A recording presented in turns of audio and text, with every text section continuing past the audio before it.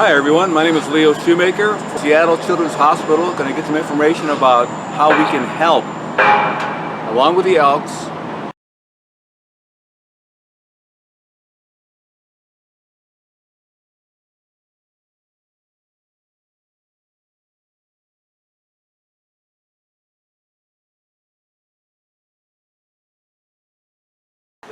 For those of you that I haven't met, which is not many of you, I'm Katie Pfaff and I work here in the foundation at Seattle Children's, specifically with corporations and other groups in the community that want to raise funds for the hospital.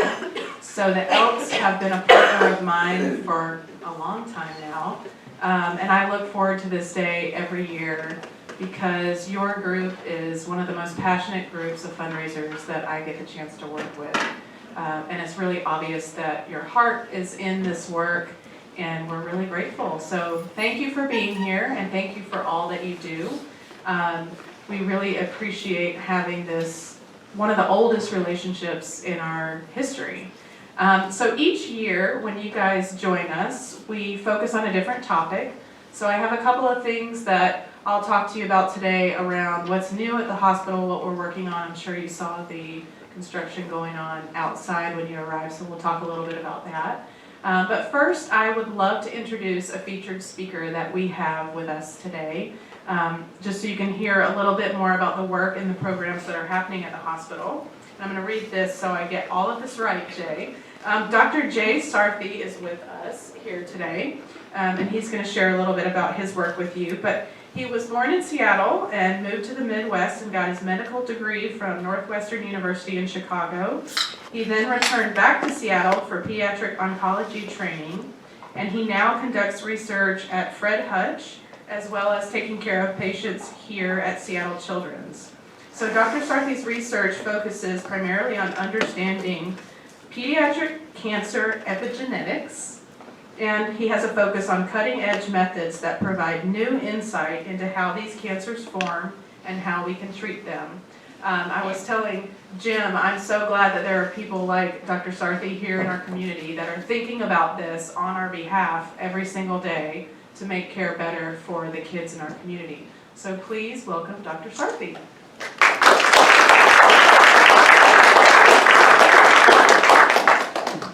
Thank you for having me here. Can you hear me? Yes. Okay.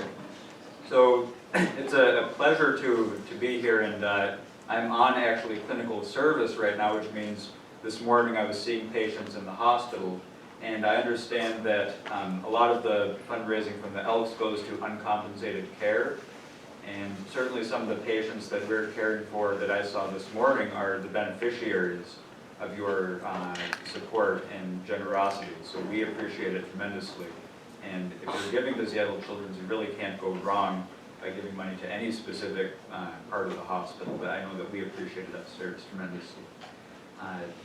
With regards to what I do in the hospital, I take care of children who are undergoing a procedure called bone marrow transplantation.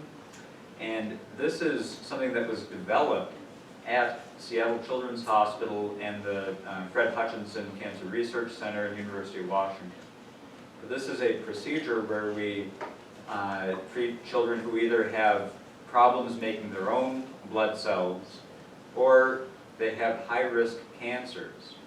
And we will give them high doses of chemotherapy or radiation to wipe out their bone marrow, and then we put a new blood system in.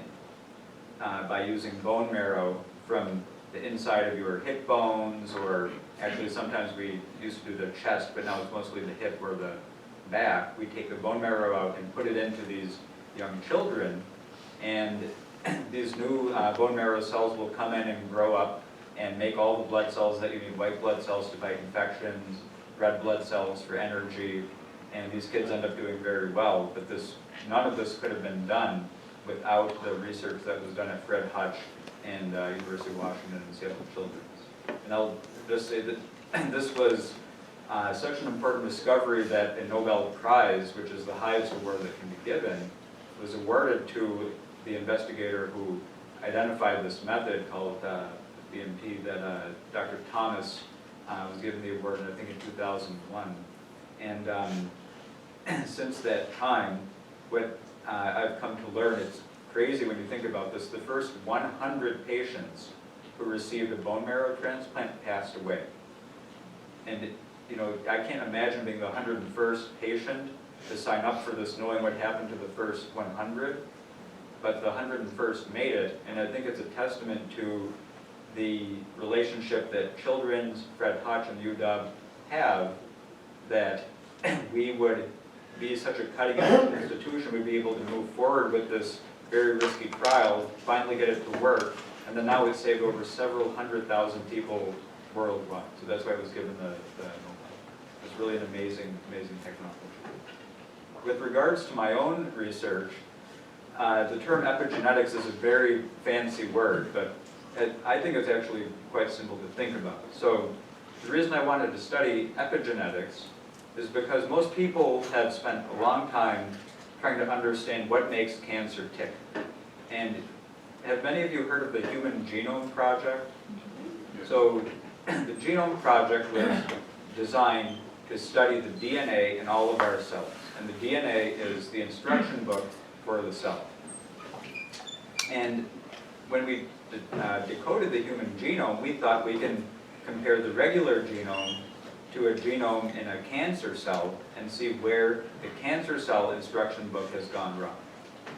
And what we found was that for adult cancers, you have lots of spelling errors. So DNA is just a set of letters, and those letters are put together in a certain way that provides instructions that tells a hair cell to be a hair cell, and a skin cell to be a skin cell, heart cell, how to grow up and be a heart cell and to pump blood.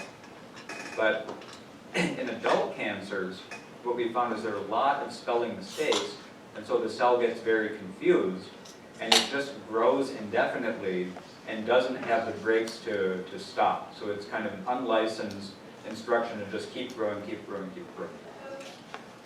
Does that make sense so far? And when you think about adult cancers, the reasons that adults get cancer generally are from a lot of the things that adults experience over time. So exposure to sunlight. As we know, sun rays can damage DNA, and that can change the spelling of the DNA and lead to errors that cause unlicensed growth and cancer. Same thing with smoking, we know, can cause spelling errors, and then even alcohol or certain foods too can cause all of these spelling errors. But if you also think about these spelling errors causing cancer, well, kids don't smoke, they don't drink alcohol, and they haven't had a lifetime of eating a bunch of different foods that would put them at risk of developing cancer. So how do kids get cancer? We spent millions of dollars trying to decode the instruction book in kids' cancers, and we didn't find any spelling mistakes. And so finally, people gave up and said, oh, it must be something else. Okay, just studying the letters in kids' cancers doesn't have any impact on why they get cancer. And what we forgot to study is the spacing of the words. Okay, so it's not that you just have to have the right set of letters, but when you're writing an email to somebody or a letter, sending a text, if you just put all the words and letters in one big string, you can't interpret anything. And that's what we found was the case in pediatric cancers, is that they don't have spelling mistakes, they have mistakes in how the instructions are spaced, and that's what gives rise to these cancers. So this has been, this has been a major finding in pediatric cancer, that we now need to study how words are spaced in these cancers. And then we've also been designing drugs to restore the right spacing to get these to stop growing. So it's really been a fascinating area of research, and it's something that we've been doing in combination with Fred Hutch, which is a center that does research on cancer in adults and children. But it's amazing because we take samples from Seattle Children's Hospital. There's this great collaborative effort. So I get brain tumor samples or leukemia samples from children undergoing treatment here, we studied the spacing in the lab, and now we're able to test different drugs and see, does this drug restore the right spacing and stop these cells from growing? Does that drug have an effect? So it's really been a phenomenal experience to do research here. And I'd be happy to answer any questions you may have on this too. I have one. Sure. Why did you choose to go into this field? What led you down this path? Well, I had actually done graduate work. I had obtained a PhD in genetics, and I knew I wanted to apply the PhD to some discipline in medicine. And when you go and step on a pediatric cancer ward, it's very obvious what patients you want to work with. I mean, these kids, they don't smoke, they don't drink, they've never had these exposures, and they get these cancers, and it's the most unfair thing you could possibly imagine. You know, these kids who have done nothing, right, end up with these cancers that, if untreated or treated improperly, can end up taking their lives. So it was very easy for me to dedicate my career to helping these children fight through these difficult times.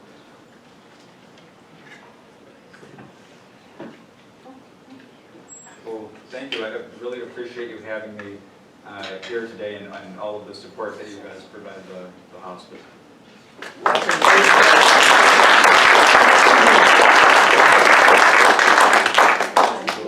Thank you so much. Thank you. Thank you very much. Thank you. Okay, well, that is inspiring to me. Absolutely. I will talk about the things I know about, which are numbers that don't relate to cancer care. But, okay, so the next thing I wanted to talk to you all about is a lot of you commented on how much we're growing when you arrived today, and that is very true. And I think very noticeable to people that come to our campus, and those of you that have been involved for a lot of years can see that a lot of things have been changing. But these are just some stats about where we are currently, the amount of kids that we see, and how long they're here, where they come from. You can see that Washington, Alaska, Montana, and Idaho is the region we call our region. So those are the kids that can receive uncompensated care when they come to the hospital, which is the money that you all are raising primarily. So it affects families as far away as Alaska, which I think is really cool. That those are the kids in our region. And we actually serve one of the largest land masses of any pediatric hospital in the country. And then this is a little bit about our workforce, which has also grown to support this growing need in our community. The thing I find most interesting about this information is that if you look down at the bottom, the Seattle Children's Volunteers, so we average about 146,000 volunteer hours last year. That's a lot of dedicated, amazing people. And I think that term that it takes a village is really true in a scenario like this. It takes a village to come into the hospital and give of your time and provide all of these special services that kids and families are in need of, but aren't critical to their care, but really add a lot to the care. We couldn't do that without the support of volunteers. The same thing is said for fundraising. If we didn't have community members working tirelessly to provide funding for things like uncompensated care and greatest needs or research or anything that people are interested in, we couldn't say yes to a family if they needed our help. So again, you are part of that, and it's very inspiring to see how the community has rallied around our patients and families. I wanted to bring this up because not only are we growing here, but we are growing in the region as well. I'm sure that many of you in different areas of the state might have heard that we have outpatient clinics, and these are some of the areas where we have outpatient clinics currently. Depending on the clinic, it changes what the services are, but we do have a lot of urgent care happening in these outpatient areas. We have a surgery and day procedure center in Bellevue. And the thought behind that really is to meet our patients and families where they are. You know, if your child needs an urgent care appointment and you live in Everett, can you go to that clinic instead of having to drive down to the hospital?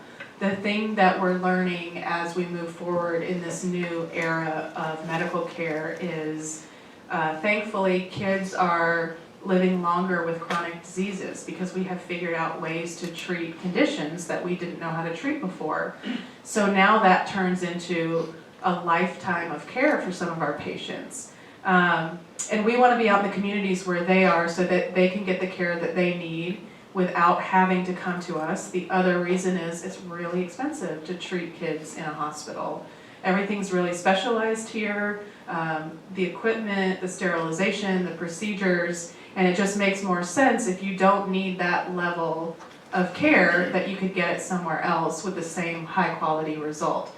So I've heard our executive team call this kind of the ecosystem of care, which means getting the care that you need for your condition that doesn't only happen within the walls of a hospital type setting. And I think you've probably noticed other institutions around the city have that model as well, and it's kind of the future of medical care here for us.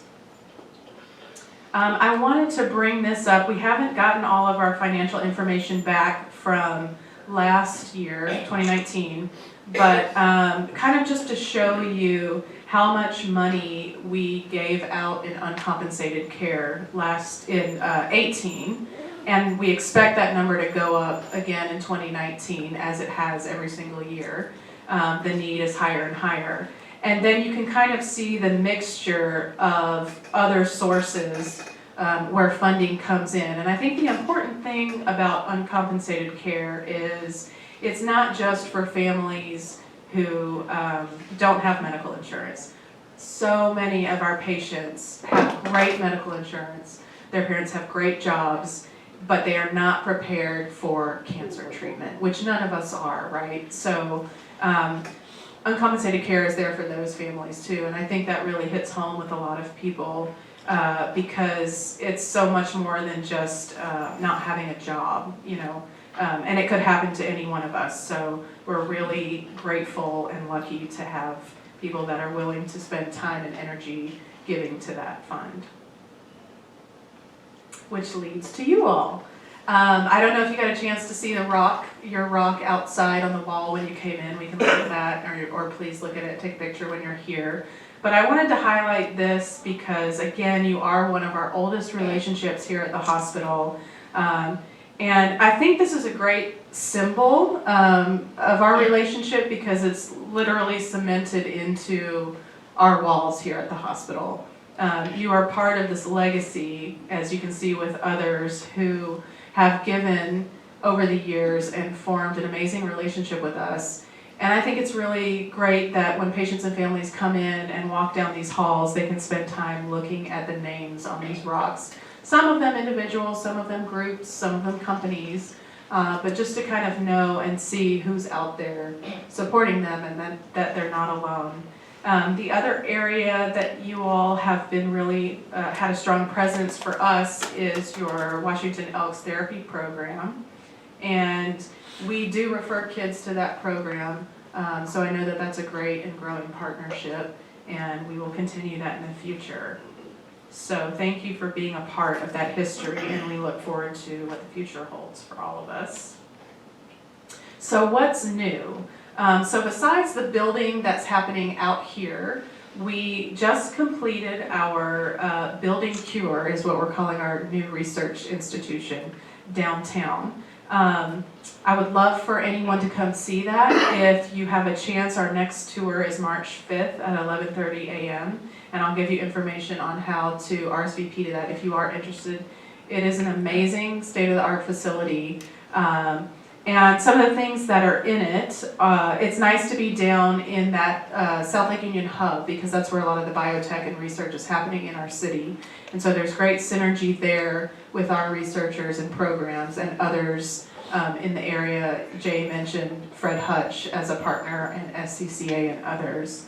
So it's great to be in that spot. But it's 1 million square feet and it will house, one of the things that I'm most excited about is it's called Good Manufacturing Practice Facility, or we are calling it the Cure Factory. But this is where we are going to physically make these treatments that are personalized medicine that will go back to patients. One of the best examples of that is immunotherapy. So some of you may have heard of this before. It's mostly widely used in cancer right now with all of our clinical trials that are happening, where essentially we take out the T white blood cells from a patient and then we reprogram them in this cure factory, send them back to the patient and infuse them back into the body so that these cells can recognize and destroy cancer cells. So that's basically harnessing the immune system to attack cancer the way it would a flu or the cold. We've learned a lot and had several iterations of this trial. We've had patients fly in from all over the United States as well as globally to be treated with this type of therapy. And it's having amazing results. And we've learned, one of the things we've learned from that is immunotherapy can apply to a lot of other disciplines as well.